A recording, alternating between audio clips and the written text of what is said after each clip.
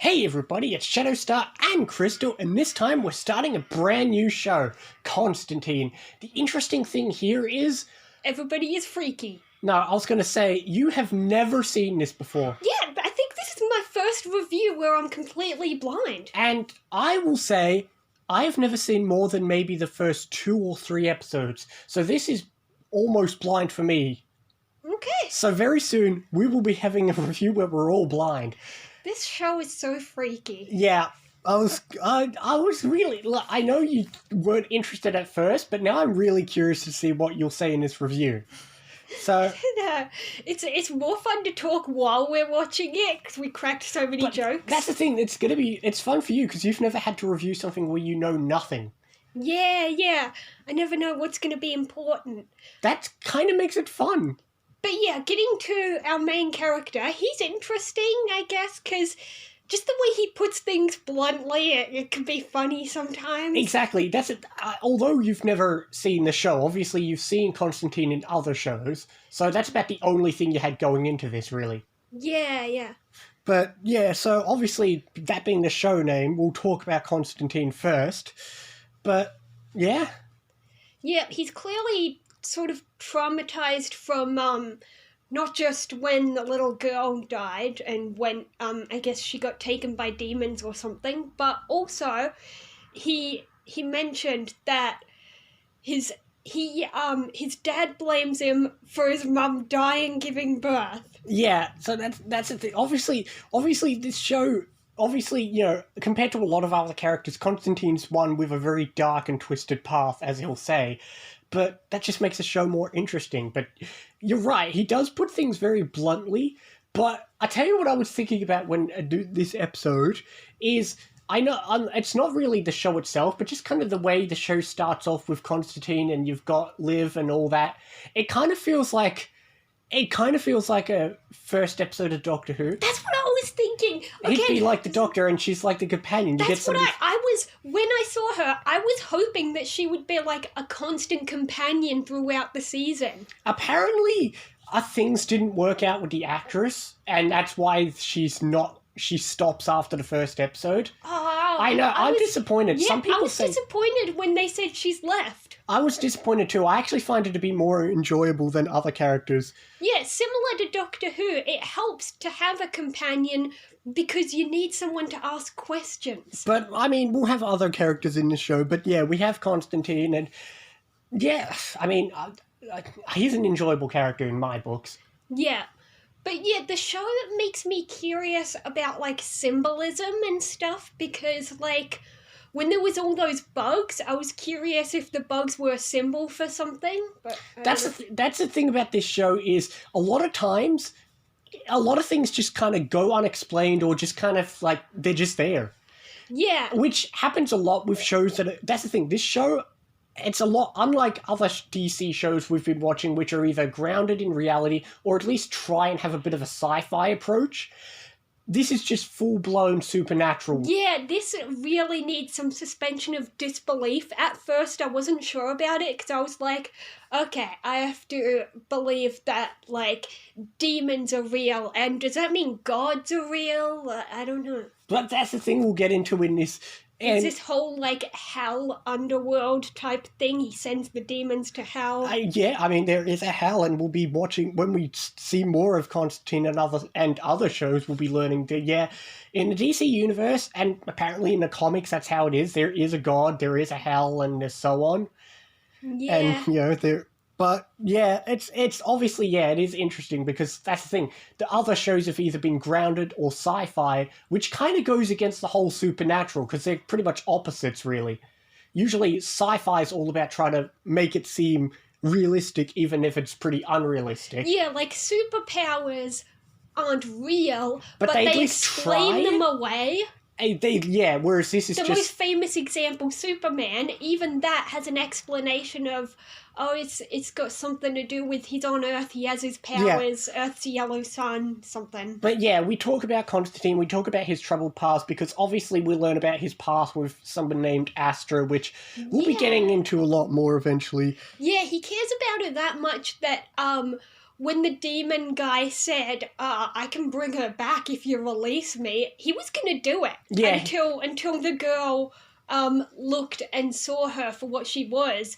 And even before she looked properly, when I was watching, I was predicting, no, he's bluffing. Yeah, of course he's bluffing, but that's the thing. This whole show, Constantine's greatest driving goal is to save Astra. Yeah, that's basically his blind spot. Like, if he can save Astra, like, he was going to release a really bad guy, but well, that's the thing. it's worth it to Every him. hero, especially in DC, every hero has like a spark to their journey. Whether it's being put on an island or your parents being killed or Astra, everyone's got a spark, and that's Constantine's.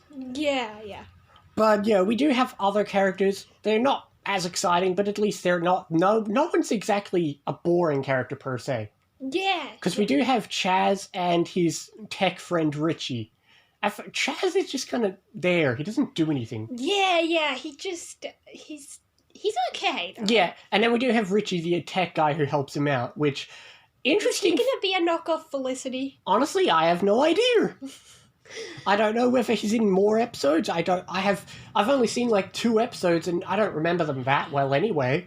But the only notable thing I can say about him is his actor actually does come back in the Arrowverse as a completely different character. Oh. Yeah. But I actually Anyone I would recognise? Maybe. He's a certain somebody from a crossover. Okay, whatever. We'll get into that. But, I actually enjoyed his character. I don't know why. But... yeah, he was okay. But I suppose that's pretty much it, isn't it? Yeah. We have a generic... Obviously, we have our generic... obviously, we have our... If you could call it a villain, which is the demon that was, following Liv. Yeah, I'm guessing we're gonna have a demon of the day. Like, at first, when she, they stopped at that street and she saw that, something bad had happened, I thought the, main plot of the season was she would work together with Constantine to try to prevent all those bad things happening, which...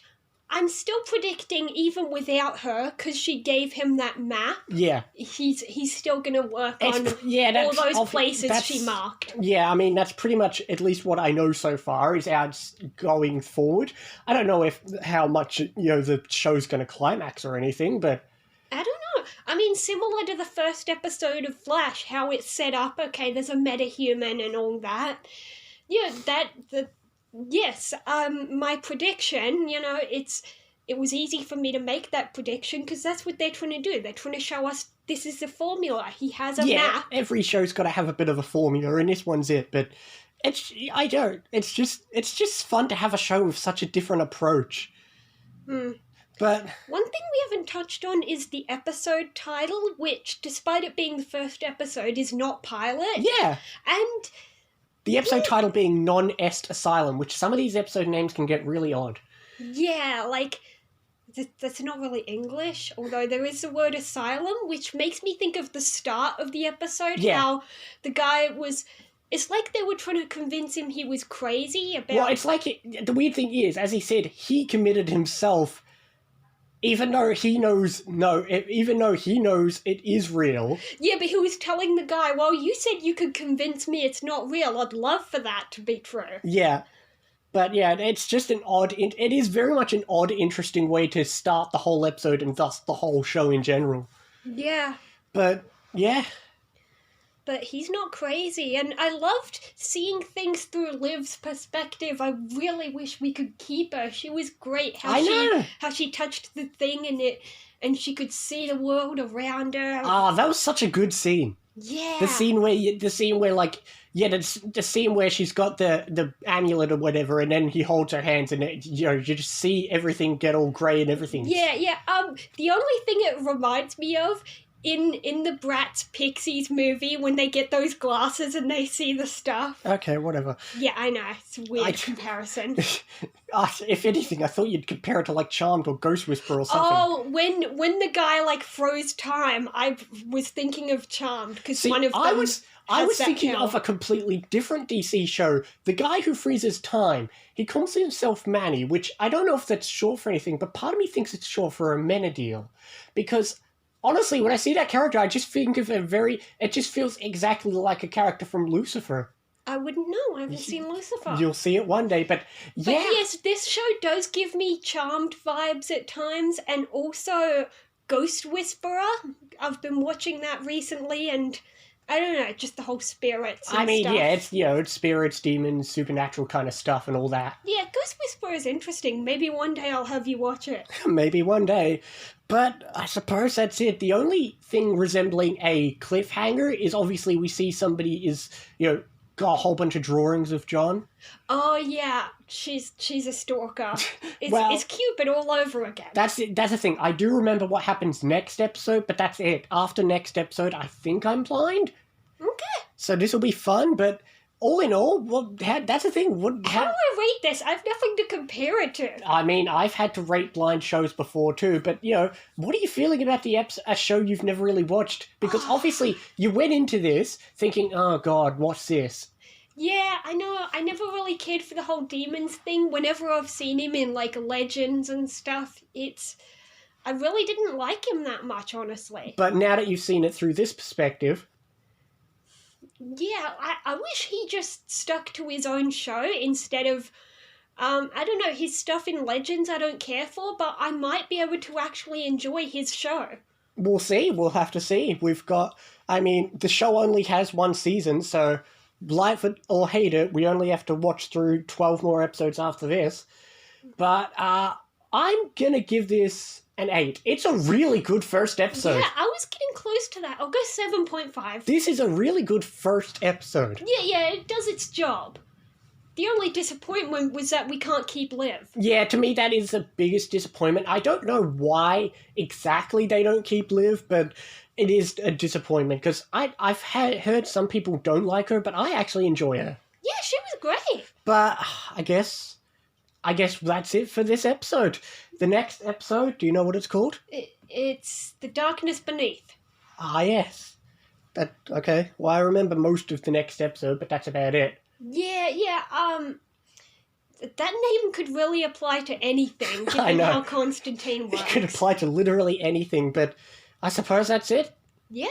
This was more enjoyable than we both thought it would be, to be honest. Yeah. So hopefully we enjoy this as a nice little fun thing, and it's the first show where we're both going to be blind after a certain point, so follow us as we watch through Constantine, a show neither of us have completely seen.